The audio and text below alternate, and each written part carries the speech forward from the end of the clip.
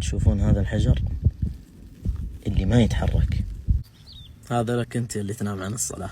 اي والله، النبي صلى الله عليه وسلم يوم أخذوه الملكين شاف أنواع العذاب في الحياة البرزخية، فشاف منظر عظيم جدا. رأى رجل مستلقي على ظهره، وشاف آخر واقف على رأسه ومعه حجر كبير. فرأى هذا اللي يعني واقف على رأسه يرمي الحجر هذا على رأس الرجل، فينثلغ رأسه ويتدحدر الحجر، فيذهب ويأتي به ويعود وقد عاد رأس هذا الرجل على ما كان، ثم يضربه، وعلى هذه الحالة إلى قيام الساعة. فقال عليه الصلاة والسلام: سبحان الله، من هذا؟ قالوا: هذا ملك، هذا اللي واقف معه الحجر هذا ملك، وهذا الرجل المستلقي هذا الذي ينام عن الصلاة المفروضة حتى يخرج وقتها، متعمد طبعا. ويا كثرهم اليوم. ويكون في علمك ترى هذا العذاب اللي تشوفه أنت هذا لسه هذا البداية.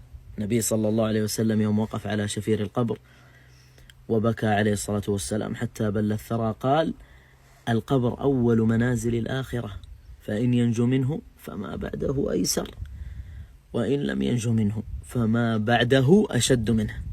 يعني اللي بيحصله هذا تارك الصلاة اللي نام عن الصلاة أشد من هذا الحجر اللي بيحصله في راسه.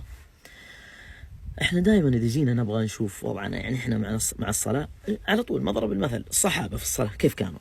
عبد الله بن مسعود رضي الله عنه يقول: ولقد كان يؤتى بالرجل، يجيبون اثنين، يجيبون رجل، ولقد كان يؤتى بالرجل يهادى بين الرجلين، واحد يشيل واحد من هنا حتى يقام في الصف، هو أصلا مو قادر يمشي لحاله، يجون اثنين يوقفونه في الصف، ما هو قادر، مع أنه معذور ويصلي في البيت، لكن خلاص نفوسهم على هذه المساجد. عامر ابن عبد الله بن الزبير قال: خذوا بيدي. قالوا: أنت عليل، أنت ما تقدر، أنت رب الله عذرك. قال: خذوا بيدي، ما أقدر، ألا أستطيع أسمع داعي الله وأصلي في البيت؟ والله ما أقدر، ما أستطيع، أنا ما أستطيع، نفسي ما تأمرني بذلك، النفس الأمارة بالسوء هي ما تأمر بذلك. لا إله إلا الله، أي شيء عجيب والله العظيم.